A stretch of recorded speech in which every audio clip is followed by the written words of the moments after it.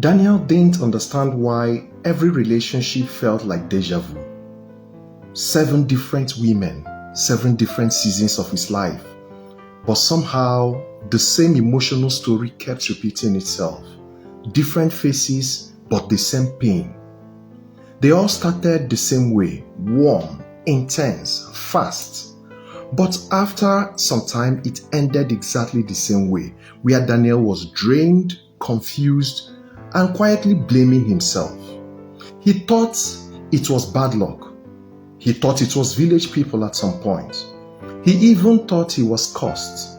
But the truth was that Daniel was having a history making choices for him. Now, for everyone that is out there, you have a history.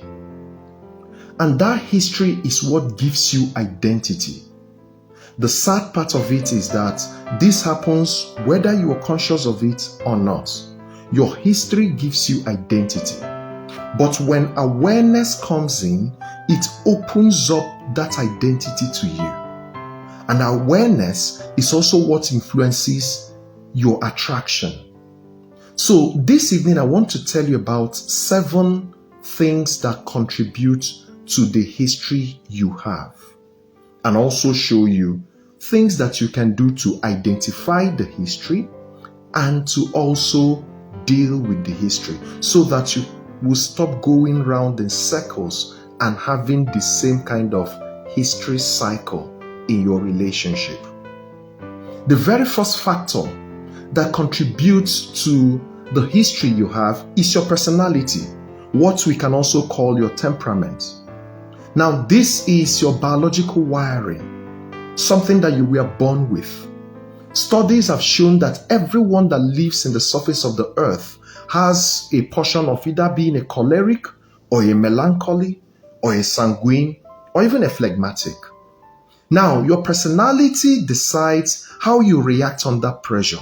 It decides what energizes you or drains you, how you connect emotionally with other people, how you express your needs.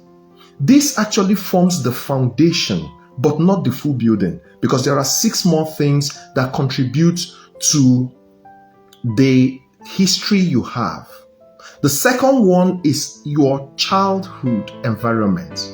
Your childhood environment actually helps to shape your approach and your view of love, of safety, of respect, of conflict, of roles. So, for example, the question is, was affection expressed or withheld in your childhood? Was conflict loud or silent, or was it abusive? Was love conditional or consistent? Were emotions punished or celebrated? Your nervous system stored all those information, even the ones that happened when your conscious mind has not formed yet. The third thing that contributes to your emotion, to your history, is emotional experience and trauma. This includes the rejections that you suffered, the abandonment that happened to you, the criticisms that you didn't take well, the neglect that happened, the overprotection that you enjoyed, the betrayal that you suffered, the childhood responsibility that were too heavy for you because of your age. Some persons were exposed to catering for themselves even at a very young age. All those things contributed to the history that you have under the emotional and traumatic experiences that you had, right? Now, these experiences teach your heart what to chase and what to fear. Trauma doesn't just wound you, it also trains you and patterns your heart in a particular way. The fourth thing that contributed also is parental models. How your parents related becomes an unconscious relationship template for you. This includes how they spoke to each other, how they handled money around you, how they showed you affection, how they managed anger when they were angry, how they expressed their needs. Even if you didn't like what happened then, the truth is that you absorbed all of it. The fifth thing is the cultural and social conditioning that happened. Hey, believe it or not, your community taught you a lot of things. Your community taught you what is acceptable, what is desirable, the things that you consider to be strength or weakness. It taught you what masculinity or femininity should look like. Culture actually made a script for you even before you learned how to write. Yes, it did. The sixth thing is the belief systems that were formed. These were formed by the things you repeatedly heard, the things you observed, how you interpreted pain, the religious teachings that happened around you, your personal conclusions to the things that you saw. Because it's one thing to see things and then another thing for you to be able to make or deduce a conclusion from it. So your conclusions actually formed your belief system. Belief creates automatic behavior in your life. So you begin to act according to your belief. A belief that says, I must fight to be loved. I am not enough. Good things don't last. People always leave. These beliefs choose your partners even before you do. The seventh thing is survival adaptation. Now, this one is very underrated. The reason is because when you grow up in chaos, emotional instability, silence, fear, lack of safety, you will adapt some survival mechanisms or techniques, and you do that emotionally without even knowing. Those adaptations become your habit, your coping mechanisms, your attraction pattern, your emotional triggers, your relationship behavior. Survival becomes personality, even if it is not your true nature. Just because those are the things that helped you survive, you adopt them and continue with them. So now that I've shown you the 7 things that contributed to your history, how then would you be able to identify this history and the wiring that happened with it? You must have to sit down and ask yourself some questions. Ask yourself, what kind of people am I consistently drawn to? Ask yourself, who do I always overgive to? In our local parlance, we say, who has my mumu button? Now, another question you must ask yourself is, what trait feels magnetic to me? You need to find out. What reoccurring emotional patterns show up in every relationship I've been into? This is very, very important. Now, you could ask yourself, how do I know these things? The truth is that by the time you sit quietly and calmly, you begin to reflect on different things and you begin to connect the dots of the things that have happened in your life. The reason it hasn't happened is because you've not brought it to your conscious notice that there are some patterns that has happened in your life that you need to check out. So, does this attraction feel peaceful or addictive? Those things that you're attracted to. Do you feel seen or do you just feel anxious? Now, these wirings show in your reaction, not just in your intention. So if you end up trying to please people, trying to fix things, or chasing after things, trying to explain at every point, apologizing at different times, or trying to manage chaos, then you were wired to repeat history. And that history is a survival history.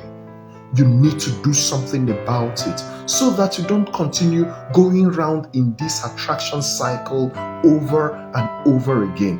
Like Daniel, that has had 7 different relationships. It was until he came to the point of awareness and began to question a lot of things in his life. That was when he was able to get it right. You too can get it right only if you sit back and reflect on these things. So very quickly, let me tell you 5 ways that you can break this attraction cycle. I'm sure you can guess the first one. The first one is awareness. I can't stop talking about awareness because the moment you get to know yourself, believe me, more than half of your problem is solved already. Yes, I will say it again.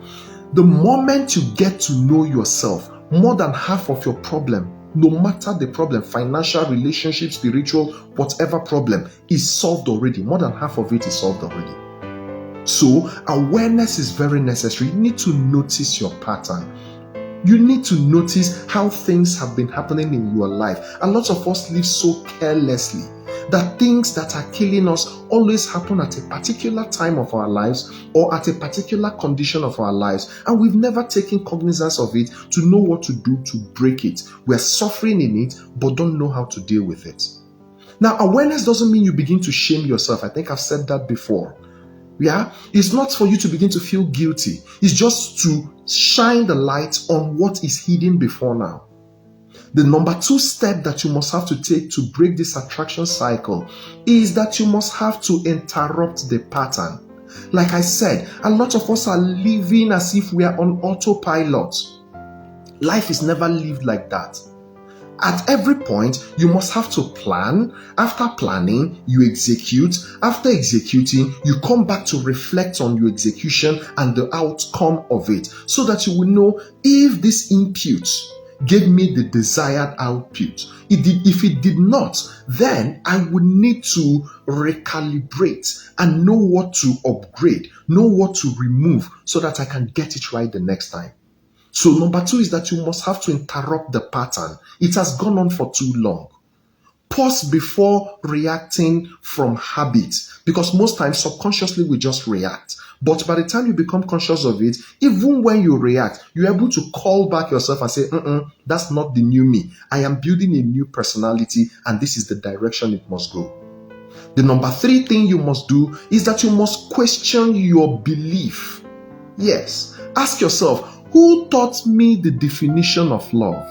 Ask yourself, how did I learn to react in this particular manner that I'm reacting? Ask yourself, this fear that I harbor in me, where did it come from? Where did I learn it?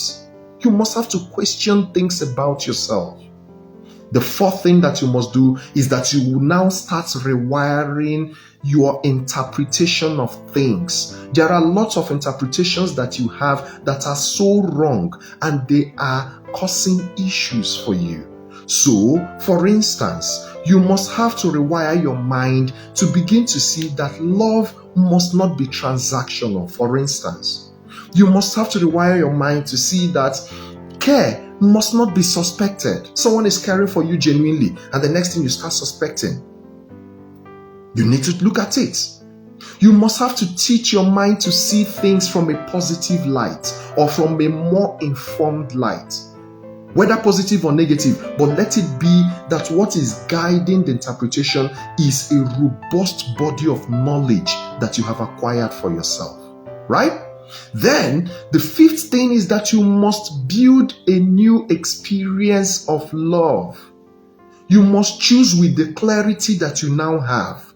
You should not hold back and say, I've tried it 7 times. Like Daniel got it right at the 8th try. But he first of all did the first 4 things that I talked about before he now was able to get it right at the 8th time. So by the time you have done the first 4 things I've talked about, become aware of yourself, interrupt the patterns that are in your life, question the belief that you have, rewire your interpretation of things, then go out there boldly and courageously, because the world is there for you and for the taking, right? Now, your heart follows your beliefs, not your intention. When you choose your beliefs, you change your attraction. I'm using belief now instead of history so that it would be more relatable to you, right? Now, when you change your attraction, your relationship will change. Your attraction will change. The person you choose will change. It won't be that same old thing. I hope you learned something today. My name is Okwi, the Wealth Maestro. I am excited that you joined me in this edition of Ace with Okwi. Please follow me on all social media platforms at Okwi W Maestro as we strive to achieve clear excellence in our lives. Cheers and God bless you.